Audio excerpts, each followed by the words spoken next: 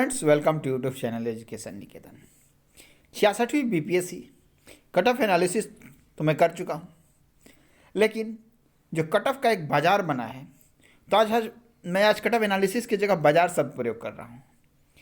बाजार शब्द क्यों प्रयोग कर रहा हूँ आप आगे समझ जाएंगे 2-4 मिनट में। और ये भी समझ जाएंगे कि कट ऑफ को लेकर जो आप इतने टेंशन में हैं, ठीक है, कि कितना कट ऑफ जाएगा, आप मुख्य परीक्षा में शामिल हो पाएंगे कि नहीं हो पाएंगे, ये सारे टेंशन आपके दूर हो जाएंगे 5 से 7 मिनट अगर आप मेरी बातों को सुन लेंगे तो। जो बाजार है, शेयर मार्केट बाजार देखा होगा, उसी तरीके से आज की डेट में कट ऑफ का एक बाजार तैयार हो चुका है। और इसमें 2 तरह के सटोरिये हैं, एक है मंदड़िया बियर्स और दूसरे हैं तेजड़िया, जिसको कि बुल्स बोलते हैं। Bears and bull share market में टर्म खूब यूज होता है। अब ये जो दोनों मार्केट के खिलाड़ी हैं ना, उनके अपने अपने हित निहित है इसमें। अब जो बियर्स हैं, यानी कि जो ये मान के चल रहे हैं कि कट ऑफ नीचे जाएगा, या मार्केट में इस तरीके के स्पेकुलेशन या इस तरह के बाजार बना रहे हैं कि मार्केट में कट ऑफ कम रहेगा, उनमें कौन कौन से लोग हैं? सबसे ऊपर है कोचिंग संस्थान। इनका मेन मोटो क्या है कि शिक्षित बीपीएससी मुख्य परीक्षा के लिए जितने भी इनके कोर्स शुरू हो रहे हैं, उनमें अधिका से अधिक यानी कि मैक्सिमम एडमिशन जनरेट करना। और मैक्सिमम एडमिशन जनरेट कब होगा? जब वो कट ऑफ को नीचे बताएंगे। एक बार अगर आपने एडमिशन ले लिया मोटी राशि देकर, तो नीचे में टीएनसी लिखा रहता है। जब आपका प्रीलिम्स नहीं होगा, अगर आप उनके पास जाएंगे उस रिसीट लेकर, तो बोलेंगे कि ये तो हमने टर्म्स एंड कंडीशन लिख रखा है कि नॉन रिफंडेबल है, आपका रिफंड नहीं होगा। और मैं ऐसे कई केसेस जानता हूँ, कोचिंग संस्थानों के द्वारा पहले स्टार्टिंग में कह दिया जाता है कि एकदम डैम श्योर प्रीलिम्स होगा, मैं लिख के देता हूँ, लेकिन इसके बाद अगर आपका प्रीलिम्स का कट ऑफ उससे 5 नंबर ऊपर चला जाता है और आप जाते हैं, किसी भी स्थिति में रिफंड नहीं करते हैं, अगर एक्सट्रीम स्थिति में रिफंड करने के लिए तैयार भी होते हैं, तो कम से कम 30 से 40% वो टैक्स के नाम पर और इधर उधर के नाम पर काट लेते हैं। दूसरे कौन लोग हैं? ऑनलाइन प्लेटफॉर्म वाले लोग, जो वेबसाइट चला रहे हैं, चैनल चला रहे हैं, हम जैसे यूट्यूब, ऑनलाइन डीएलपी विक्रेता, डिस्टेंस लर्निंग प्रोग्राम चलाने वाले लोग मुख्य परीक्षा के लिए, और पब्लिकेशन हाउस जिन्होंने मुख्य परीक्षा टेस्ट सीरीज को लेकर बहुत सारे मटेरियल बाजार में उतार रखा है। बुल कौन है फिर, जो इस मार्क कट ऑफ के बाजार को ऊपर बताते हैं? नए नए कैंडिडेट्स जो कि पहली बार प्रीलिम्स में शामिल होते हैं, उन्हें 10, 20, 30 सवाल देखकर ऐसा लगता है कि अरे बिहार के प्रथम मुख्यमंत्री पूछ लिया, हल्के हल्के इन्होंने क्वेश्चन पूछ लिए, इतिहास से तो इतने आसान आसान प्रश्न पूछ लिए, तो उन्हें लगता है कि कट ऑफ काफ़ी ज़्यादा जाएगा। इसके बाद और कौन लोग हैं इसके समर्थक? तो 100 से 500 वैसे लोग हैं जो कि प्रीलिम्स मास्टर हैं। किसी भी स्टेट के प्रीलिम्स में बैठा दीजिए, उन्होंने इतना फैक्ट याद कर रखा है, या इतना फैक्चुअल उनके दिमाग में बैठ चुका है कि उन्हें पीटी मास्टर आप कह सकते हैं।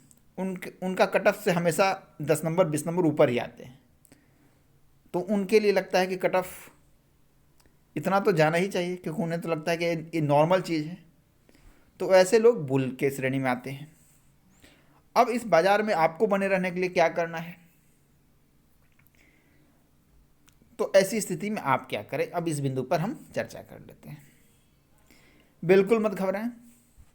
मान लिया एक सपोज डेटा की उदाहरण ले लेते हैं कि आपके 96 बन रहे हैं, कट ऑफ 97 चला गया, क्या कीजिएगा? आपका नहीं होगा। तो क्या आप सिविल सेवा के लायक नहीं हैं? बिल्कुल हैं, क्योंकि 96 नंबर ला रहे हैं तो 97 भी ला ही सकते हैं।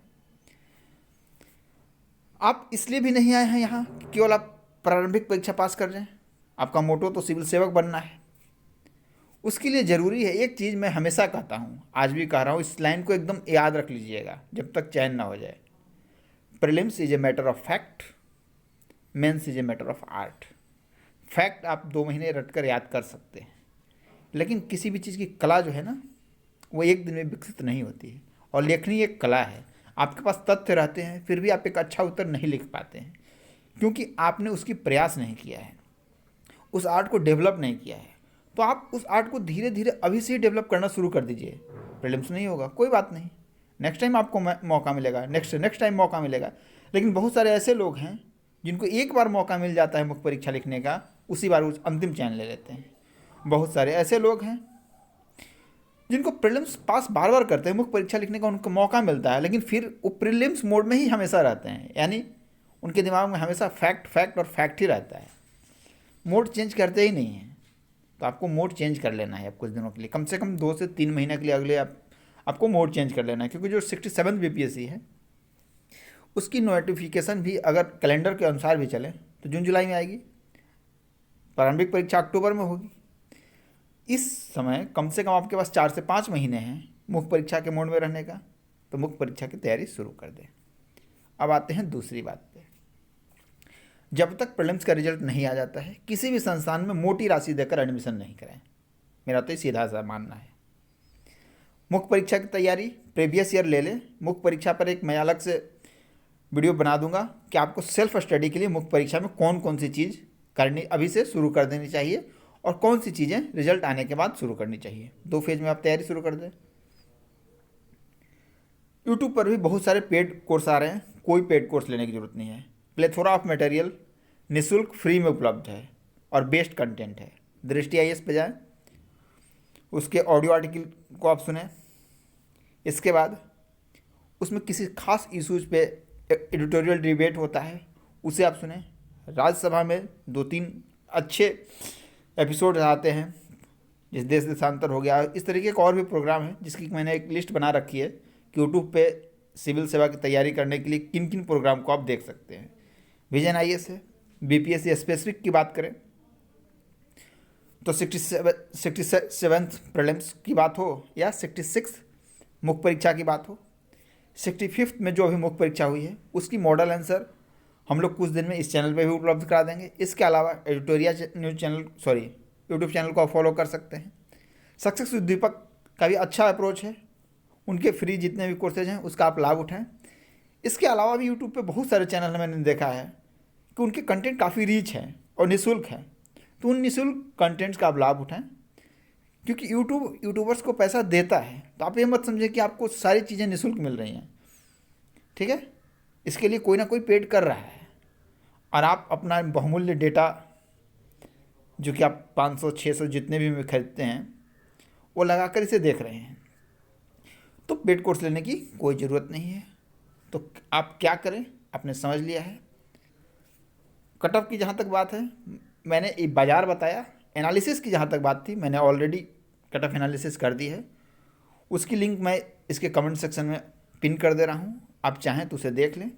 एक बार प्राइमरी फेस से मैं उस पेज को दिखला देता हूँ कि कट ऑफ मैंने कितनी बताई है। ये मैंने कट ऑफ की लिस्ट जारी की है, आप चाहें तो इस किस आधार पर इसको जारी किया गया उस वाले वीडियो मैंने पूरे विस्तार से बताया है, आप इसे देख लें। अप्रॉक्स कट ऑफ इसी के आसपास रहने की उम्मीद है।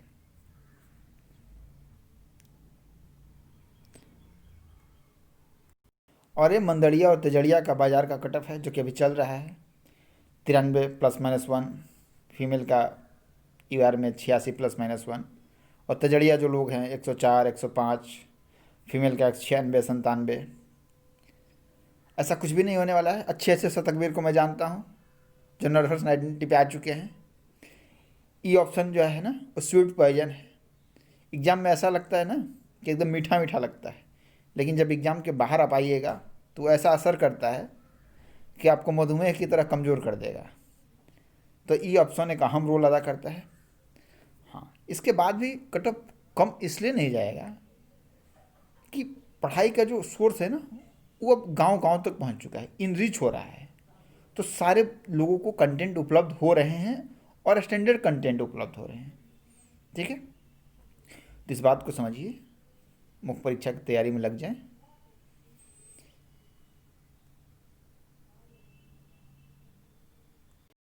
अब जो दूसरा टॉपिक है ना उस पर भी थोड़ा सा प्रकाश डाल देता हूँ। डिस्प्यूटेड क्वेश्चन को लेकर आप बड़े विवाद में, इसका आंसर क्या होगा, इस प्रश्न का आंसर तो यहाँ से ए आ रहा है, यहाँ से तो ए आ रहा है। देखिए, इसका अस्थायी निदान तो तभी होगा जब 1 सप्ताह के अंदर आयोग की उत्तर कुंजी जारी हो जाएगी। उस पर भी अस्थायी समाधान नहीं होगा, क्योंकि उस पर भी आपत्तियाँ मांगी जाएंगी और आपत्तियाँ देने के लिए, ऑब्जेक्शंस लगाने के लिए आप परेशान रहेंगे। मैंने कुछ ऑब्जेक्शनेबल क्वेश्चन आपके साथ साझा किए थे, तो आपने कहा कि इसका उत्तर क्या होगा। तो मैंने इस बार क्या किया है कि जितने भी मार्केट में है ना उत्तर और जितने विवादित क्वेश्चन उपलब्ध हैं और उनके जो सोर्स उपलब्ध हैं, क्योंकि आपके द्वारा भी बहुत सारे कमेंट सेक्शन में सोर्स दिए गए हैं कि इसका इस सोर्स के अनुसार ये आंसर होगा, जब मैंने आपसे मांगा था प्रतिक्रिया, तो उन सारे सोर्सों को मैंने इकट्ठा कर लिया है। इसके बाद उसको एक कंपाइल कर दिया है कि एनसीईआरटी का इस पेज नंबर से या सीएसओ की इस रिपोर्ट के अनुसार इसका आंसर ए है। तो ये इस तरीके की एक वीडियो जिसमें मैं डिस्प्यूटेड क्वेश्चन के सोर्स के साथ जो मैंने एनालिसिस की है आपके पास साझा कर दूंगा, लेकिन फिर भी आपको उस पर बहुत ज़्यादा टेंशन लेने की ज़रूरत नहीं है। चिल करें और मुख्य परीक्षा की तैयारी में लग जाएं। आनंद लें 2-3 दिन, प्रीलिम्स की खुमारी निकालें, नए साल से यानी 1 जनवरी से तैयारी शुरू कर दें। नया वर्ष आप सबके लिए मंगलमय हो। धन्यवाद।